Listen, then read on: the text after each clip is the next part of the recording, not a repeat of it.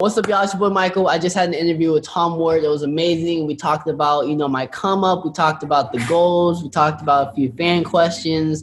My plans for what's gonna happen in the next few years. So if you guys want to check it out, make sure you guys check it.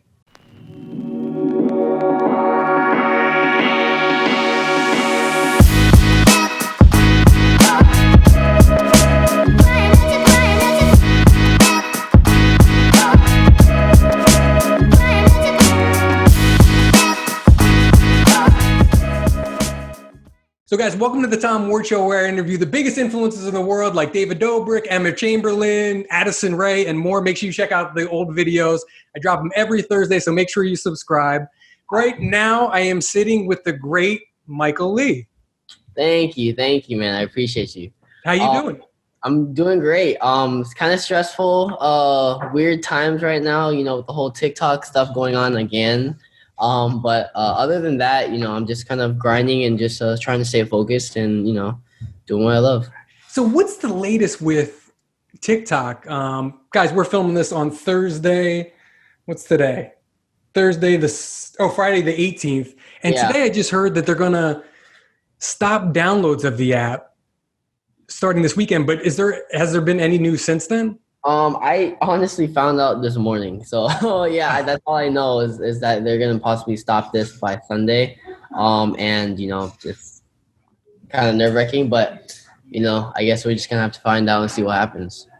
Well, you're good because you're diversified, right? You've got YouTube going on, you've got your solo stuff. I'm diversified, but I'm not like 40 mil on all platforms.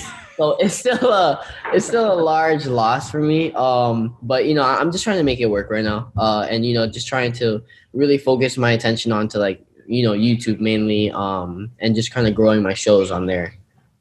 What's interesting, and we'll talk about the family stuff, but kind of where you got your start is a Shluv house. And am I pronouncing that right? Yeah. Shluv house. It's hard to say. But you know what I really liked about that channel and kind of what you're doing most about that house? Family?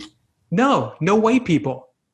I mean, if you look at the top TikTokers that they're always reporting on, I'm not naming names, but we all know who they are.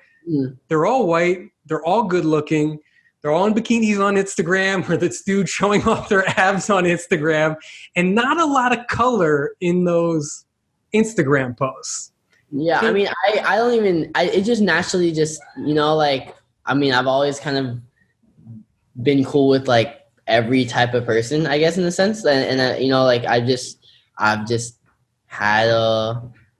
always liked including as many people as I can in my videos, I've never really been apart from that. So, yeah. What's wild, it seems like YouTube has been more inclusive, like, everybody's represented there, but it doesn't seem like TikTok's like that as much. Like, what do you think about that? Do you think it's as inclusive, or do you think it's kind of waiting to come along a little bit? In terms of what exactly?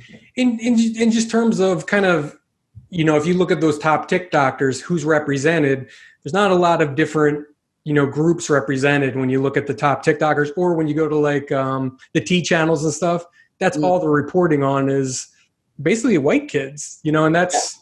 I mean, it just makes sense because, U.S. is predominantly, white people or race, and it's the same thing as if I were to be in Asia, it's like what they relate to the most, That's and it's like if I was in TikTok Asia or whatever, like Douyin or whatever, I feel like I would have a larger fan base because of kind of like K-pop or Koreans, so it makes sense, but I think the opportunity is still there because there are those people who work really hard that break through the I guess boundaries in a sense, because the opportunity is still there. So I just think that, obviously other people have, life isn't ever fair. You just kind of have to go through what you have. I just think as long as the opportunity is there and you just work really hard for it, it doesn't really matter at the end of the day. So I'm just really happy I was able to actually have the opportunity to be where I'm at. So. And let's talk about where you're at. I looked yesterday. I went to Social Blade. In case you guys don't know what Social Blade out there, all the influencers do. It breaks down on every platform who's big, where they ranked, how many followers. You're the 7th most followed person on TikTok with 40 million followers. Like, wrap your head around that. 40 million. Yeah, it's weird. I mean, I still look at myself as like the underdog because like I feel like I'm probably like 20% of where I want to be. And like, I'm still very far off of like, of where my goals are. And yeah, it's just, I don't know. I just don't, I take it in sometimes, but I'm just kind of grinding out and focusing on what's next I never really get to just sit down and really think about it. But I mean, it's crazy, but like, nothing in my life has really changed in terms of like the people I'm around or what I do every day. I'm doing the exact same thing I did like 10 months ago. So like, it's still like, it hasn't really hit me in a sense. Just, more people know me. So. It's wild. And you do seem different. If I was your age and I was that big, I'd be a disaster. For a reason, I probably spent all my money. But you seem like you have your head on straight. And the other thing about you is I don't see you at BOA, where all these other guys go. I don't see you at Catch. I don't see you at the LA hotspots. I don't even know what that is. Exactly. That's where all these influencers go to. I'm sure the people watching this know exactly what that is. But you're not there in the Lambo at that, the cool LA club.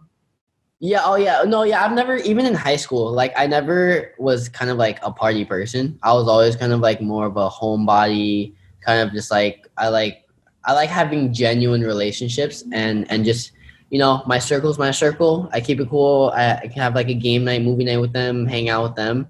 But I've never been like a party type of person. So like, it's just kind of like, I've been around the right crowd and I've like kind of like learned and adapted to who I need to be around. So that's great too. And you stay out of all that drama that the other TikTokers are involved in daily. Yeah, it's crazy. I see. I'm like, dang, this is a lot. Like it happened all in 1 week. Yeah, no, it's a lot of stuff. But yeah, no, I mean, it's just kind of like naturally who I am. So. That's a good way to be. And what's cool about you too is you go back to Musical.ly days. So you were grinding at this. So you didn't just make a dance video 2 weeks ago and all of a sudden you have 40 million followers. It took you some grinding, right? To kind of. Yeah.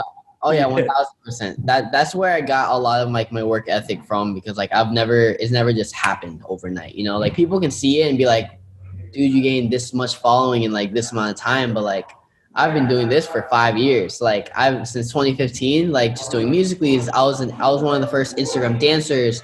YouTube, I had like concept videos that I would like become, directors and choreographers for. So it was just a lot of that stuff. And yeah, it was just a lot. It was just a large grind because like even in my high school like days, I would have classes for videography, photography. So I honestly became like my whole like one-man team in a sense.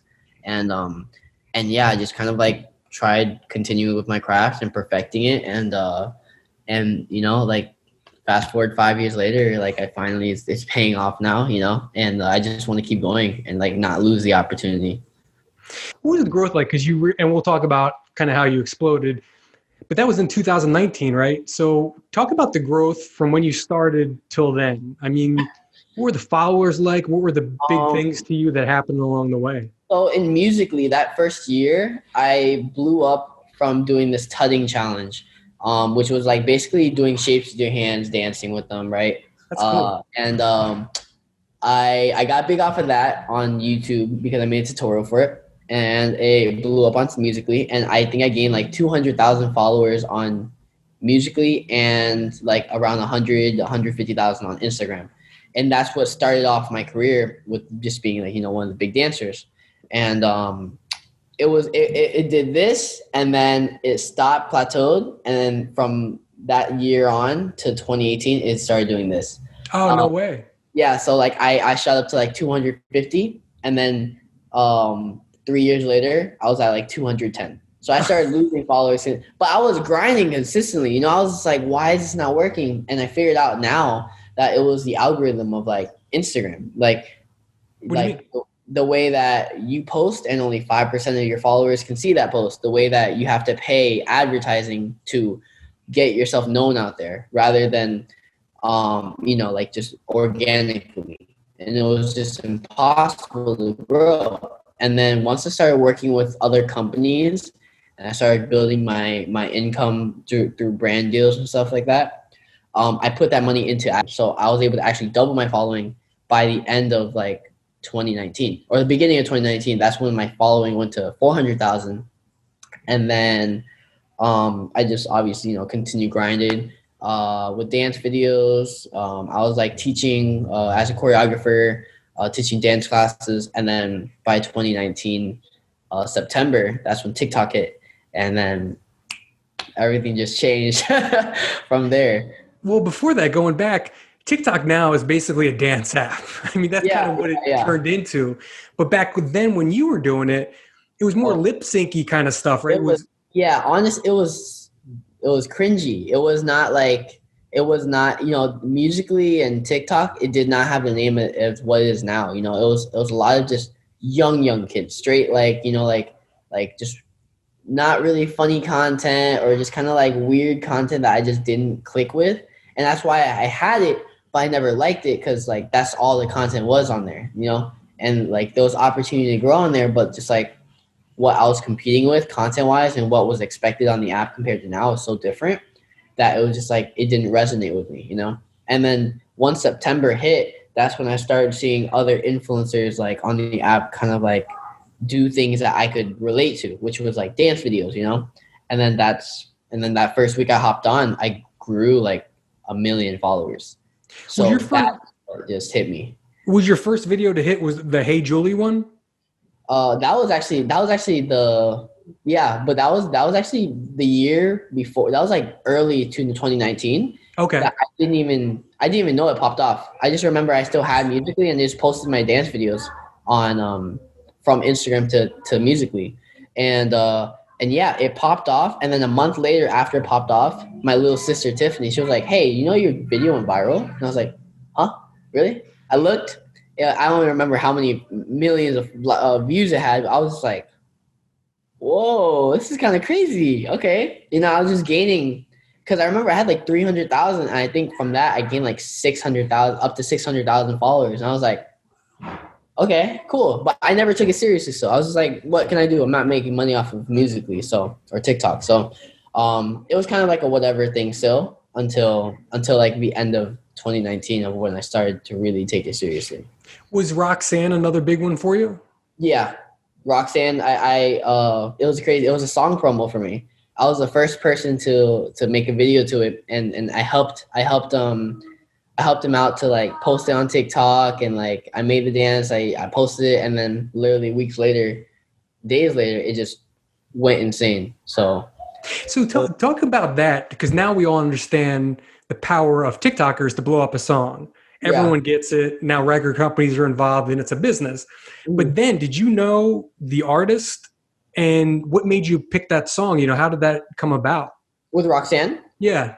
Roxanne, it was just one of my dance promos. It was just one of the things that was sent to me as my email. I heard it. I was like, oh, it's pretty dope. Here's my rate, I'll dance to it. And then I did it, and it just that's literally it. It just went viral from there. And I was like, whoa, like I heard that he got like an 8-figure deal from it, that Roxanne's Roxanne, so it just went insane. So it was just really shocking to me because I was like, I didn't realize how much power I had with just something on my phone. So it was just really crazy.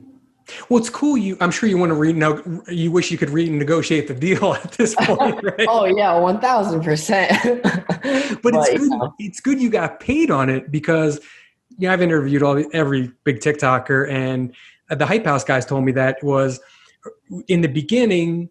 A rapper would say, "Hey, could you do dance to my song and put it on?" And they were so starstruck, like, "Wow, this rapper that I listen to wants me to dance to it," right? Yeah. But then they saw real quickly how the artist benefited, and they didn't really get anything from that.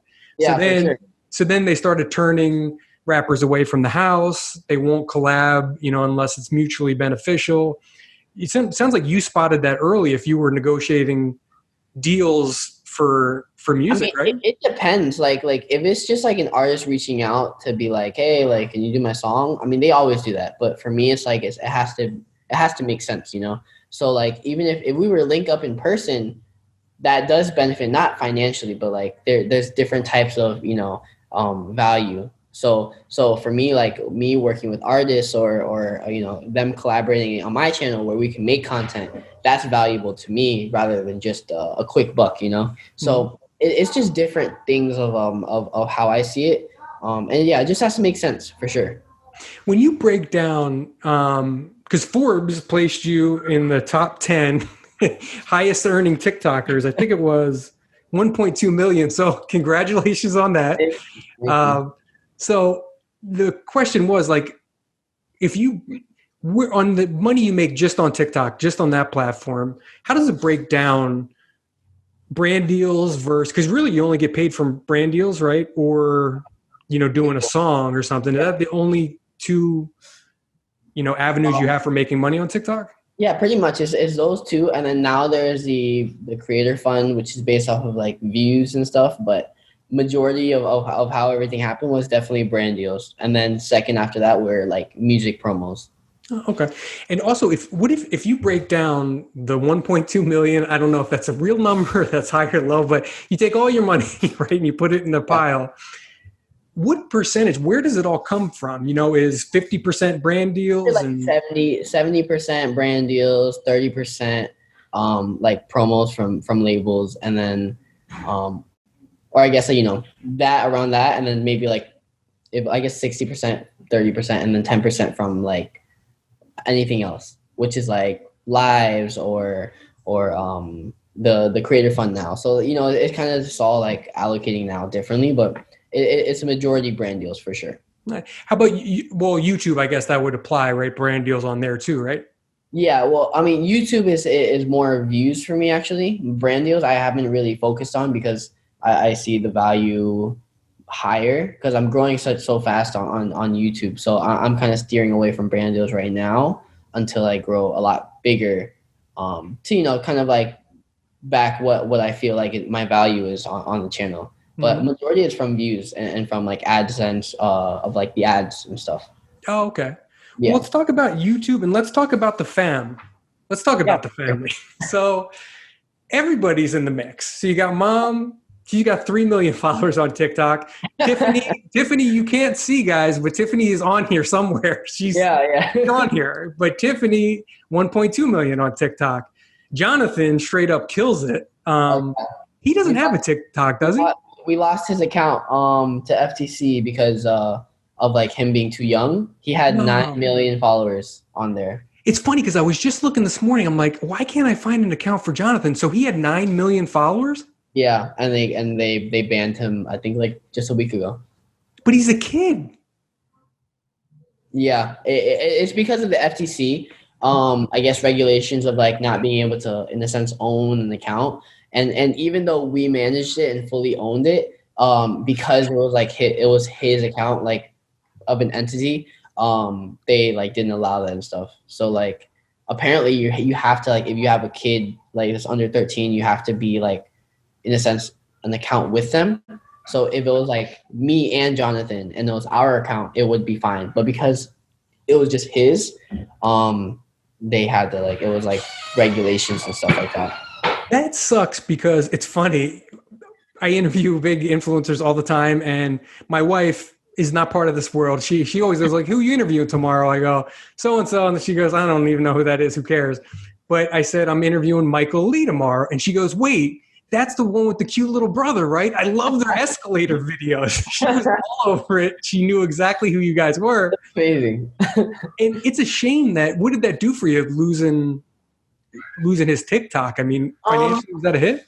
No, actually, because I didn't actually make money off of his account. It was more of just his presence and his brand. Mm-hmm. But it honestly didn't hit as much as people think, just because, like, even though he lost that account and his following, right? Mm-hmm. It's like those 9 million people still know him. So like for us to make content on the Shluv family page or on my page, it still works because those people are following the Shluv family or following, just Michael. So it's still working because, like, I'm still incorporating him to content, and it's not like people just forgot him because his account's gone type of thing.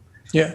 So how do you differentiate? So how do you, it sounds like the family channel is the focus, but then you've got your own individual brand over here, which is bigger than family stuff. So yeah. What's So the I mean, focus and what are you going to do to promote both? I really want. So I mean, Shluv is like my brand of self love. That's what it represents, right? And I just want it to be where Shluv, anything that you hear Shluv with, you think of me. Like that's just what I want to stronghold myself, and kind of like the Shluv family is kind of like an I guess like a branch from me, but eventually that I want that to grow in its own way as well. Just kind of like it's just it's just a family. But I think like my brand of what I want to do, I don't want it to be where I'm reliant on the family in a sense. Sure. It's still like me because like that's what I've built, and then they're kind of like building off of it until they can kind of do what they want to do on their own as well. So for me, it's just like Shluv, which is whatever. If it's like my YouTube, my Shluv clothing, if I do brands with it, if I have like a Shluv island, if I want to buy an island, because that's something I'm thinking about doing. Are you serious? That's the Yeah. greatest idea ever. Oh yeah, 1000%. But yeah, I just want to kind of just brand everything with Shluv, because that's just I just want Shluv and Michael to just be one in a sense. But yeah, and then Shluv family, that's just like another branch that I feel like can grow into something that can financially support my whole family, and just kind of create like generational wealth. It's amazing the view you have, and that's the right approach without question. First question is, you've got another brother, right? Yeah. Where's he and where's dad? So he's 3. Oh, he's 3. Okay. He's a character, but he's just not. He's very shy when it comes to being on camera. I think just because Jonathan wasn't really in that spotlight until he was like 5, and then I kind of brought him in slowly. But I think Daniel's the 3-year-old. He's just kind of like he's still shy. He's not there yet. But once he gets there, I could start including him. But I just don't want it to be forced in a sense. Sure. And does dad have any interest in being on camera or no? Oh, no. Now, are they still working? Is your mom and dad still working? So my mom and dad aren't together. Okay. So my dad, so my dad's not really in the social media light. Gotcha. He's more in Florida, but my mom is. So it's more of like, me, my mom, Tiffany, Jonathan, and Daniel. So that's like the main, I'm kind of like the dad. Well, yeah, because you've got a lot of responsibility. You're kind of steering the ship, and without sure. you, but it goes away. Eventually, I see what the plan is. You build up the family, everyone gets to know everybody, and it's not just you. It's, hey, they want to see what Tina's doing, what your mom's doing. But yeah, exactly. It all started from you. I mean, how do you deal with that responsibility? I mean, I just kind of, it's like, I guess it's like thing of like, I've always wanted to kind of get to a point where I can take care of my mom and my family, because like they've worked so hard throughout the years of like whatever I did. My mom was like always working 24/7, making sure that there's that we live comfortable and that we're okay. So for me, it's just like I've always had that notion of like really focusing of becoming so successful that they don't have to work anymore, and the fact that I could bring them all into something where we kind of like just work as a family, but like it's having fun. That's the job, is kind of like really dope. And yeah, I don't get stressed out of it, because at the end of the day, whether I use them or not, my goals to make sure that they're okay is still there. So like it's kind of like knocking out like 2 birds with 1 stone in a sense. Wow, and you're thinking totally differently than all the other TikTokers I talk to. Their generational wealth isn't a thought in their mind, most of them. It's about what kind of car can I get right now? What club am I going to tonight? I've always known, because for me, it's like ever since I've always been an entrepreneur. Like my mom and dad have always been like that. And I've always kind of like, I guess, naturally built off of that. And I've always been very independent, very just like business minded, kind of knowing what I wanted from the get. I knew from like middle school, I didn't want to be a person that just had a 9 to 5. Like I just couldn't do that for myself. And when I did do it, just because like I had to start somewhere, I hated it. I hated having a job. I hated, like clocking in, like having a boss. Like I didn't feel happy with that, And for me, like, I just kind of knew at an early age, if I work not now, like, just from success stories of like all these big people, like I've always listened to like Gary Vee, Will Smith, The Rock, Kevin Hart, like just listening to their success stories and how they work. I was like, wow, they waste time now, you know? So like just understanding that now, so I could kind of like live lavishly in a sense early on, rather than, oh, let's have fun now, and then by the time I'm 40, like I could be good. Like I want to be good by like 23, 25, you know, like I want to be able to do all that stuff. So I knew that took a lot of things that an average person like wouldn't do. So Have you been on Gary's show? no, I haven't. Why not? I interviewed Gary. I could put you in touch with his people. You should absolutely, if you want to, be on that. He contacted me a while ago when I first got big on TikTok, but we never really actually like worked together. That'd be really dope. I would love that for sure. But yeah, I don't know. I've just kind of been so focused that I never really had time to just think about it. But that would be tight. Yeah. Wow. So what are your goals? What does next year look like, and what does 5 years from now look like? I want to be a mogul. Like my end of the day, I want to be someone who, like, no matter what I do, if I want to disappear and come back, or if I want to stop doing social media, I want to touch on being known as something else rather than just a TikToker or a dancer. I want to be able to just do anything, and kind of like whatever I touch turns to gold kind of thing. So like, in a sense, kind of like Will Smith or The Rock, like how like The Rock started off as something, but then he changed into something else. The Will Smith, same thing. He was a rapper. He was an artist. He was a comedian. All of this stuff. Like they were all kind of like, they don't have labels in a sense. Mm-hmm. They're just them. And I want to be able to get to that point, and just live life. But I don't have like specific, in a sense, goals, rather than just like being the best at what I can do, which is just, being an entertainer at the end of the day, like having my own shows, being in full control, and just like, if I want to do something this year, I'm able to do it.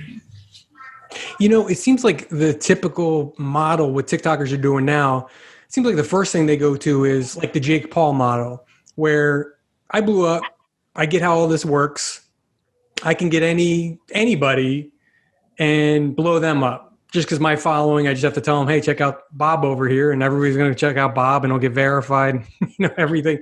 Yeah. So that's kind of what the model has been so far, is kind of to build your own maybe agency or kind of farm team of other ones. It's just like a music artist, right? When they blow up, a lot of times the label will give them their own label, and then they can sign their own artists and kind of go down that road. Is that of any interest to you, or are you thinking something totally different? I think once I know that myself and my family's good, and I have the time for it, because I still feel like, for me personally, I'm nowhere where I want to be. So that's not really a thought in my head. But in the future, I think growing and, building other people up would be really dope too. But it's just like, it's a lot of stress, and it's a lot of trust. And it's a lot of knowing, like, all right, am I giving the right person the opportunity? Like, it's just a lot of more thought that I would have to put into it than just kind of like making one. But I'm definitely open for it, for sure, because that goes into, for sure, making like that next level like income. So yeah. But the other way to do it is just like you said, your buddy The Rock. The Rock doesn't have a farm team, and The Rock is promoting The Rock.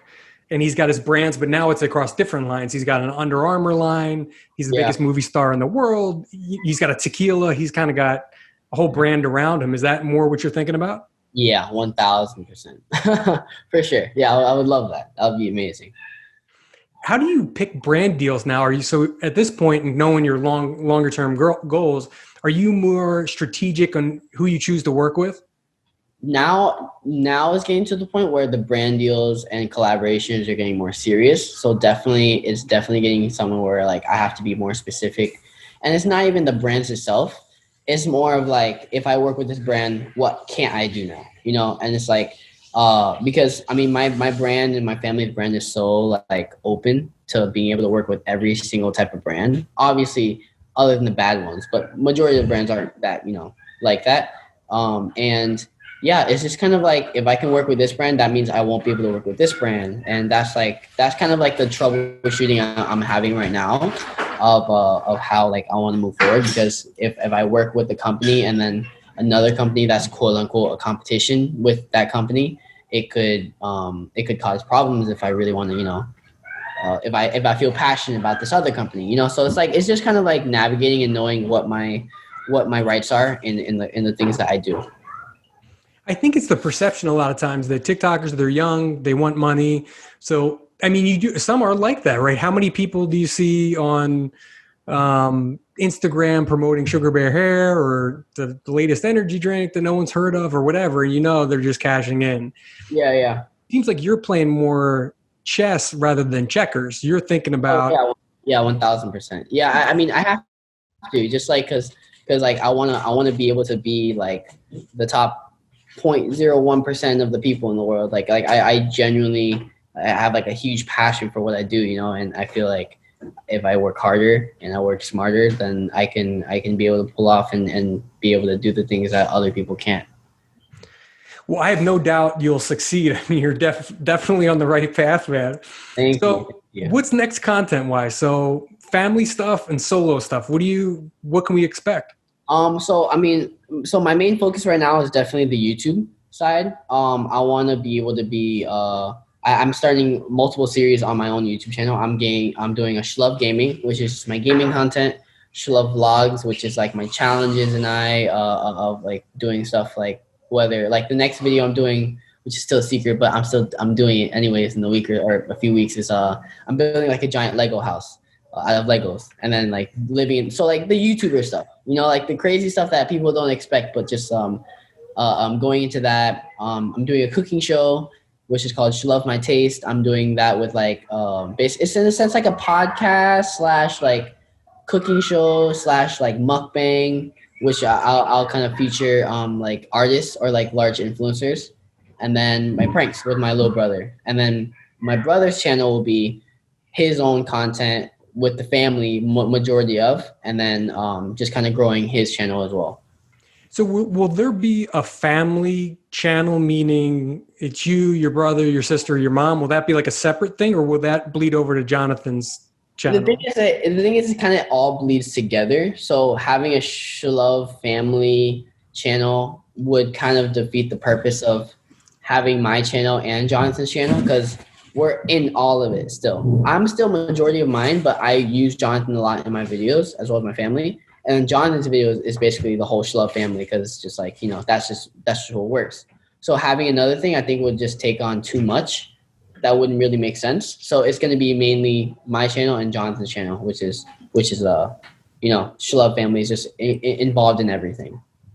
Talk about, so the content you're creating, it's ridiculous. It's a crazy amount. You're doing cooking shows, you're doing vlogs, which the level you're doing them with, setting up a giant Lego house and living in it. Like, this takes an investment, a ton of time. Yeah. Oh yeah. Doing your TikTok stuff too. Plus you have business stuff. Are you filming all day? I know you have a videographer. What does a normal day look like for you? It's hectic, because like it really just depends on what I need to focus on. If I have to do a lot of promos for TikToks could take literally all day for me. And it's not even making the TikToks. It's like setting up the shots. It's setting up the location. Like for me, every TikTok is like what's it called? Like a movie? Like a full on movie, like where I would have to, I have like 3 lights. I would have to find an angle. And then I have to think of concept. Cause like my TikToks aren't just dance videos. They're like skits involved, or there's like personality, or something happens in the background that someone doesn't catch. Like I always add something, and now I feel like it takes like half an hour for my videos. But it's doing those. And then if not, it's me planning out my day of like, all right, from this hour to this hour, I have a meeting. From this hour to this hour, I'll do YouTube videos. This hour, TikToks. And it's just kind of filling up my day. And then, I'm still a kid. So like I wake up late still. I woke up today at like 12:30. I was watching Netflix all night, but it's just kind of like finding a balance between working really hard and then still, having like a relaxing break moment. Cause like I can get burned out really fast. So, it's different every day. I literally it's literally day by day that things change. You worry you're going to take on too much? Yeah.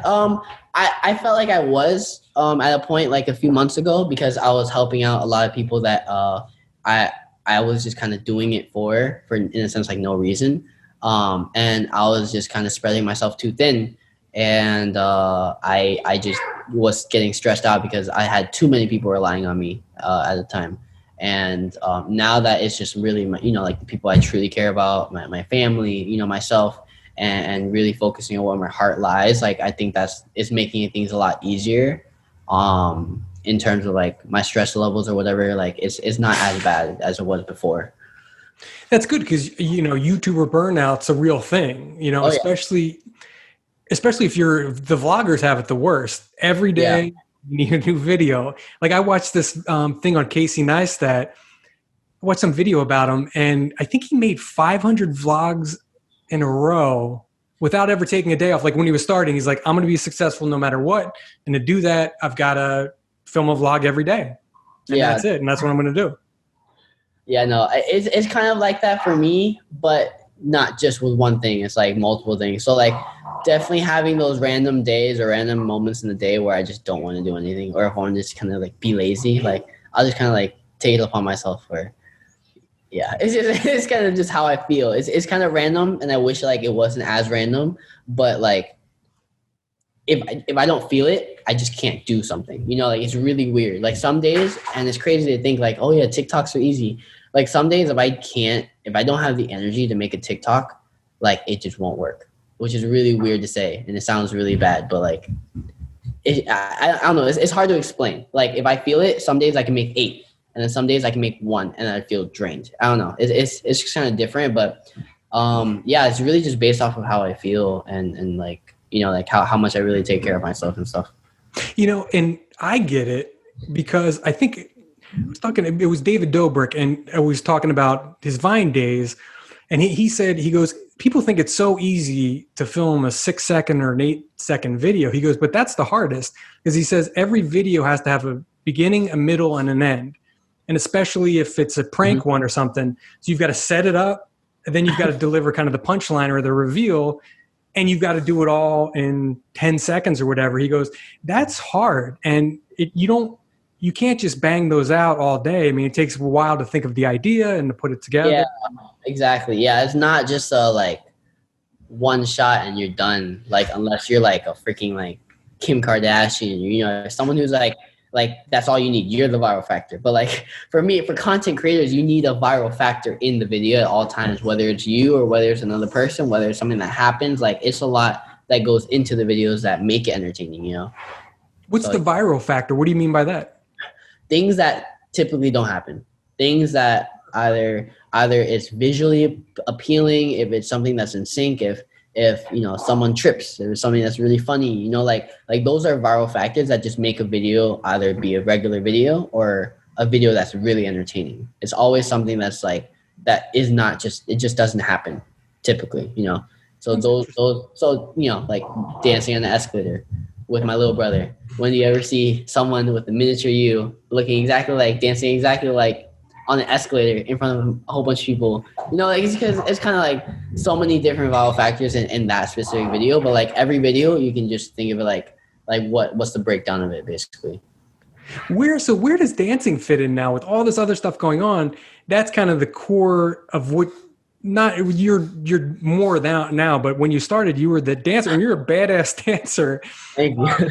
Do you kind of want to go down that road, or do you see yourself ever, I don't know, doing? I'm honestly trying. The thing about me is that I've always been known for what I do rather than who I am. And I think that the content I'm creating now is to push people to know who I am rather than just what I do. So like my dancing, when I was a dancer and I had, in a sense, like I guess 200,000 followers or whatever, I didn't really have 200,000 followers because if I didn't post a dance video and I posted to say a selfie of me or say I was promoting something else that they're not typically knowing me for, they wouldn't support me in it. Rather than say David Dobrik, they know his personality, they know who he is, they understand him. Like he could do whatever he wants and he could be bad at it, but just because they love him, they'll support him. And for me, I've realized that like even just with my content on dancing on TikTok, if I'm known for dancing, like that's great. But I want to be able to have them love me for me as well as my dancing, you know? So if I only focus on one thing, which is content, viral content, if I don't post viral content, then they won't like me. So it's kind of like the same thing of like, it's crazy. Like a personality is so powerful. And like at the end of the day, like if someone doesn't relate to you, it won't translate into anything, you know? So that's what I've kind of been focusing on. That's why like dancing in a sense isn't really, I'm not involving it too much into like my YouTube stuff or whatever, like, cause I want people to know me aside from that. Cause I do that so much on TikTok already. It's like, why would I have to do that on YouTube, you know? So I really want to kind of diversify that side of things. And then when I want to, you know, do a dope dance video, if I want to make like a music video production level of something, I can. And then people kind of mess with me for dancing and because I'm me. So that's kind of like my breakdown of how I have to move really right now. That is so smart. And I never thought about it like that. But you go, okay, I got 200,000 followers on TikTok. I'm making dance videos. That's what they want to see. Yeah. All of a sudden I hit them with the prank video. They don't want to see that. They want to see me dance, and that's all they want to see. Exactly. So every time you made a jump into something different, were you losing followers along the way? I wasn't losing followers. I just knew that it wasn't going to resonate as much as what I'm known for. Like my dance videos, my public dance videos, I hit like 250 million views compared to like a YouTube prank video. I mean, actually, no, my prank videos did pretty good too. But like everything you do as well. It's still up. I guess like my gaming. So my gaming, I'm not known as a gamer, right? But I'm starting a gaming show, you know, and it's not doing as well as my other videos that I typically do.